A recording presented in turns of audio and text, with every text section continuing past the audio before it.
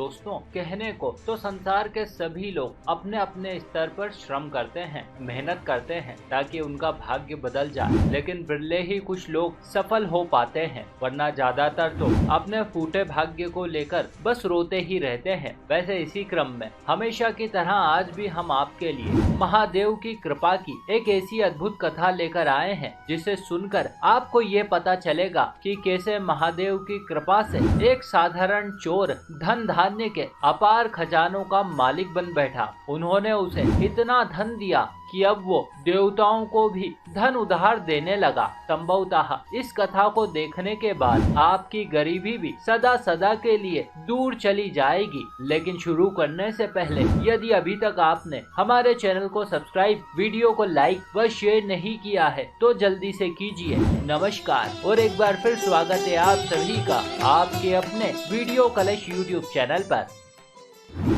पौराणिक काल की बात है। पवित्र भारत भूमि पर एक धर्म परायण ब्राह्मण दंपति रहता था। वो दंपति भली प्रकार से संपन्न था। उनका एक पुत्र भी था जो बुद्धि और तेज में अपने पिता के समान प्रतिभाशाली था। उस दंपति ने उसके अपार गुणों को देखते हुए उसका नाम गुणनिधि रखा। बचपन से ही गुणनिधि अपनी आयु के बालकों से अधिक कुशल व योग्य था। बहुत ही अल्प आयु में उसने भांति भांति के श्लोक व शास्त्रों को कंठस्थ कर लिया। तब कुछ अच्छा चल रहा था। गुणनिधि के माता पिता उसकी योग्यता व कुशलता से अति प्रसन्न थे। वे दिन रात उसके सुखद भविष्य की कामना करते। लेकिन दोस्तों, ये नियति कब करवट बदल ले कुछ कहा नहीं जा सकता। जैसा हम सोचे ठीक वैसा ही हो ऐसा जरूरी नहीं। ऐसा ही कुछ उस दंपति के साथ भी हुआ। अत्यधिक लाड़ प्यार व जरा सी लापरवाही में कब गुणनिधि उस दंपति के हाथ से निकल गया उन्हें पता ही नहीं चला।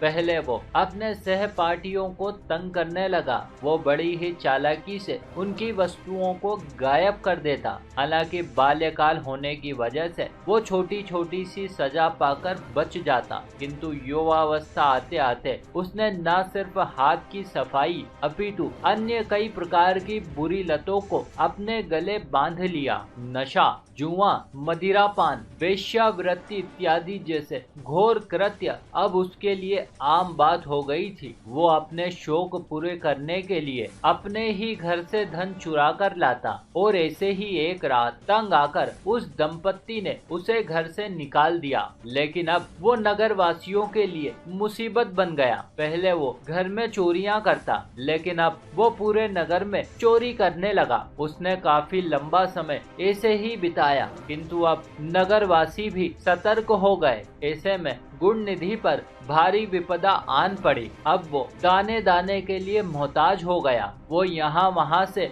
मांग कर अपना गुजारा करने लगा। और ऐसे ही एक दिन की बात है, लाख मांगने पर भी उस दिन उसे कुछ न मिला। भूख प्यास से व्याकुल गुणनिधि भटकते भटकते जंगल की ओर चला गया कि तभी अचानक से उसे उस सूने वन में भक्तों की एक टोली दिखाई पड़ी। भोजन की आस में वो उनके पीछे हो लिया। चलते चलते वे साधु पुरुष एक शिव मंदिर जा पहुँचे। वहाँ उन्होंने जी भर के कीर्तन किया। तदनंतर भोजन पकाया। उधर गुणनिधि उचित अवसर की ताक में बैठा था। वो जानता था कि भोजन करने के बाद वे सारे लोग आराम करेंगे और फिर वो उनके माल पर हाथ साफ करेगा। और इस प्रकार से दोस्तों, देखते ही देखते उसे अवसर भी मिल गया। जैसा उसने सोचा था ठीक वैसा ही हुआ। उधर उन लोगों की आंख लगी और उसने मंदिर में घुसकर अपना दांव खेला, किंतु इससे पहले कि वो सारा माल लेकर वहां से चंपत हो पाता, एक भक्त ने उसे देख लिया और वो चोर चोर चिल्लाकर शोर मचाने लगा। बस फिर क्या था, जैसे तैसे गुणनिधि अपनी जान बचाने का प्रयास कर ही रहा था कि तभी अचानक से एक सिपाही ने उस पर जानलेवा प्रहार कर दिया और देखते ही देखते उसकी जीभ जीवन लीला वहीं समाप्त हो गई। और दोस्तों, होती भी क्यों ना बुरे काम के बुरे नतीजे, इसीलिए हम मनुष्यों को सदैव ही सत्कर्म करने की सलाह दी जाती है। उधर यम के दूत उसके सूक्ष्म शरीर को पकड़कर नर्क की ओर ले जाने लगे, किंतु इससे पहले कि वो ऐसा कर पाते, एक चमत्कार घटा। उसकी सुरक्षा के लिए महादेव प्रकट हो गए। उन्होंने न सिर्फ उसे नर्क की कठोर यातना से बचाया, अपितु उसे एक राजा के घर में पुत्र बनाकर नया जीवन दे दिया। वैसे आप लोग सोच रहे होंगे कि आखिर एक चोर पर महादेव ने ऐसी अपार कृपा कैसे की, तो सुनिए। दरअसल इसकी मुख्य वजह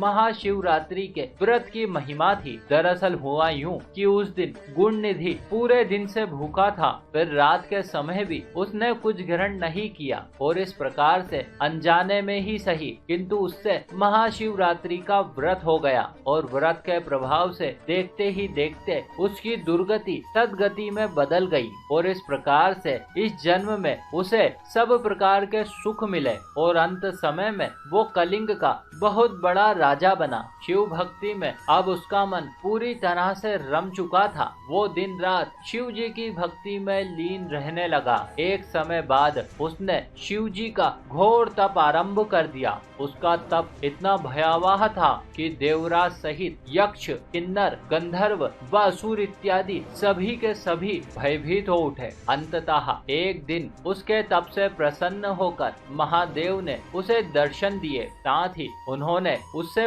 वर मांगने को कहा, किंतु इस सब पर उसने प्रभु से कुछ नहीं मांगा। वो तो बस उनके दर्शन का अभिलाषी था। लेकिन दोस्तों, भोलेनाथ जब अपने भक्तों पर कृपा करते हैं तो अपार कृपा करते हैं। जिस किसी पर भी एक बार यदि उनकी करुणामयी दृष्टि पड़ जाए तो फिर वो व्यक्ति साधारण नहीं अपितु अति असाधारण हो जाता है। ऐसा ही कुछ गुण निधि के साथ भी हुआ। पूर्व जन्म में कहाँ वो पाई पाई को तरसता था, किंतु अब उसके पास धन दौलत के अपार खजाने थे। और तो और महादेव ने उसकी भक्ति से प्रसन्न हो उसे यक्षों का स्वामी तथा देवताओं के अपार धन का कोषाध्यक्ष बना दिया। अब संसार उसे धनपति कुबेर के नाम से जानने लगा। आगे चलकर उनका विवाह सूर्य देव की पुत्री भद्रा से हुआ। उत्तराखंड के अल्मोड़ा में महादेव के परम भक्त कुबेर का चमत्कारिक मंदिर आज पूरे विश्व में विख्यात है। कहते हैं जो कोई भक्तगण इस मंदिर से एक सिक्का अपने साथ ले आता है और नियमित रूप से उसकी पूजा अर्चना करता है तो उसे कभी आर्थिक तंगी का सामना नहीं करना पड़ता। उसके घर में सदैव धन की आवक बनी रहती है। वैसे कार्तिक माह की त्रयोदशी यानी कि धनतेरस के दिन महाराज कुबेर को पूजने का विधान है। जो कोई भक्तगण इस दिन प्रातः काल स्नान आदि कर कुबेर महाराज के चित्र, प्रतिमा या यंत्र के सामने घी का दीप प्रज्वलित कर पुष्प, भोग इत्यादि उन्हें अर्पित कर उनके बीज मंत्र की 11 मालाएं जप करता है तो उसे वर्ष भर कभी भी धन की कमी से जूझना नहीं पड़ता। दोस्तों, कुबेर मंत्र इस प्रकार है। ओम श्रीम ह्रीम क्लीम श्रीम क्लीम वित्तेश्वराय नमः। मान्यता है कि जो लोग अपने घर या दुकान की तिजोरी वाले स्थान या फिर अन्न वाले स्थान पर श्री कुबेर यंत्र स्थापित करते हैं उन्हें कभी धन धान्य की कमी नहीं होती। दोस्तों, धनपति कुबेर उत्तर दिशा के स्वामी है, अतः इनका मुख हमेशा उत्तर दिशा की ओर होना चाहिए। इनकी सवारी वराह यानी कि देसी शुकर है और ये अपने साथ हमेशा नेवला रखते हैं। तो दोस्तों, ये थी कथा एक ऐसे मनुष्य की जो अपने कर्मों से तो चोर था किंतु महादेव की भक्ति ने उसे रातों रात धनपति, दिक्पाल, यक्षों का राजा यानी कि साक्षात कुबेर बना दिया। अतः आप भी भक्ति कीजिए, क्या पता कब आप पर कृपा हो जाए। इसी के साथ हमारी ये कथा भी यहीं समाप्त हुई। आशा करते हैं आपको हमारा प्रस्तुतिकरण व प्रयास जरूर अच्छा लगा होगा। आपने हमें इतने प्रेम से सुना, इस सब के लिए आपका बहुत बहुत आभार। हम जल्द ही मिलेंगे आपसे अगले वीडियो में, तब तक के लिए नमस्कार।